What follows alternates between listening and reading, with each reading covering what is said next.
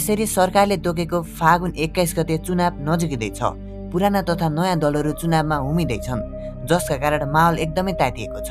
यसै क्रममा रासपा, राष्ट्रिय स्वतन्त्र पार्टी, जसले योभन्दा पहिला पनि एकदमै राम्रो गरेको थियो, उसले अहिले गठबन्धन बालेन शाह, कुलमान घिसिङ र जस्ता अरू नयाँसँग गठबन्धन गरेको छ।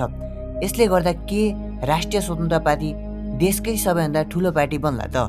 आउनुहोस् यस भिडियोमा जानौँ यसको बारेमा। यसरी राष्ट्रिय स्वतन्त्र पार्टी देशकै ठुलो पार्टी बन्न सक्ने विभिन्न सम्भावना र असफल हुने विभिन्न कारणहरू पनि छन्। यसरी राष्ट्रिय स्वतन्त्र पार्टीको इतिहास हेर्ने भने 2079 सालमा करिब 20 सिट जितेको थियो, जसमा प्रत्यक्षतर्फ 7 सिट र समानुपातिकतर्फ 13 सिट थियो।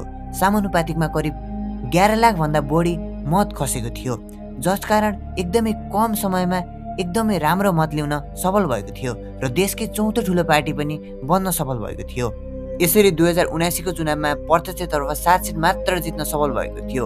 यसरी 7 सिट मात्र जित्दा पनि धेरै ठाउँमा दोस्रो, तेस्रो या चौथो स्थान हासिल गरेको थियो, जसकारण यसरी नयाँ बनेको पार्टी, पहिलो पार्टी, तर पनि जनताहरूले एकदमै राम्रो भोट दिए जिताएका थिए। यसरी जनताको पुरानो पट्टिको विश्वास घट्दै गएको 2079 सालको चुनावले पनि देखाउँछ। यसरी नयाँ खोलेको पार्टी थोरै समयमा एकदमै राम्रो सिट लिए जित हासिल गरेको थियो, जसकारण जनताबाट पनि एकदमै राम्रो र मन पराएको पार्टी राष्ट्रिय स्वतन्त्र पार्टी बनेको थियो। यसरी 2079 सालमा एकदमै छोटो समयमा पनि राम्रो मत लिए जनताहरूमा एकदमै फैलिएको छ, जसकारण अहिलेको समयमा पार्टीको विस्तार पनि एकदम भएको छ। साथै नयाँ बालेन शाह र कुलमान जस्ता एकदमै चर्चित नायकहरू पार्टीमा प्रवेश गरेका छन्। बालेन शाह एकदमै चर्चित, युवामा सबैभन्दा चर्चित मान्छे बालेन शाह, जो रासपामा प्रवेश गरेका छन्। यसरी युवाहरूले एकदमै मन पराउने, साथै नेपाली जनताहरूले पनि एकदमै खोजेको नेता बालेन शाह, जसले काठमाडौँको विकास एकदमै तीव्र गतिमा गरेका थिए। उनी एउटा देशकै सबैभन्दा प्रसिद्ध र फेमस मान्छे पनि हुन्। उनलाई सत्तामा र प्रधानमन्त्री हुन देख्ने जनताहरू एकदमै छन्, जसका कारण बालेन शाह रासपामा प्रवेश गर्दा रासपाले अत्याधिक मात्रामा भोट पाउने सम्भावना पनि बढेर गएको छ। यसरी नेपाललाई अँध्यारोबाट उज्यालो र विभिन्न विकट ठाउँहरूमा पनि विद्युत पुर्याई आफ्नो कामबाट एकदमै प्रसिद्ध व्यक्ति कुलमान घिसिङ, जो पनि रासपामा प्रवेश गर्नुभएको छ, जसका कारण रासपामा अझ भोट बढ्ने सम्भावना एकदमै बढेर जान्छ। यसरी विभिन्न क्षेत्रमा योगदान दिने मान्छेहरू, प्रसिद्ध मान्छेहरू, साथै नयाँ नयाँ युवाहरू राष्ट्रिय स्वतन्त्र पार्टीमा संलग्न भइरहेका छन्। तर यति हुँदाहुँदै पनि विभिन्न च्यालेन्जहरू राष्ट्रिय स्वतन्त्र पार्टीले खेप्नुपर्छ।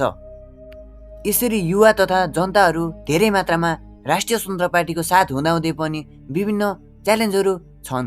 जस्तै पुराना पार्टी करिब 19 देखि 20 वर्ष देश चलाएका पार्टीहरू अझै पनि छन्।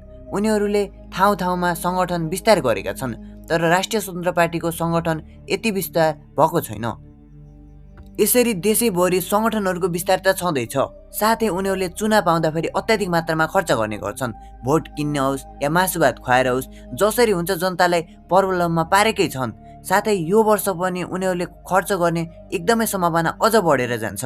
साथै अझै पनि पुरानै चलन अनुसार विभिन्न पार्टीमा आबद्ध भएका मानिसहरू अर्को पार्टीमा जान अझै पनि खोज्दैनन्। साथै अझै पनि विभिन्न ठाउँहरूमा सोसल मिडियाको त्यति प्रभाव परेको छैन। त्यस ठाउँका मानिसहरूलाई के राम्रो के नराम्रो थाहा नै छैन।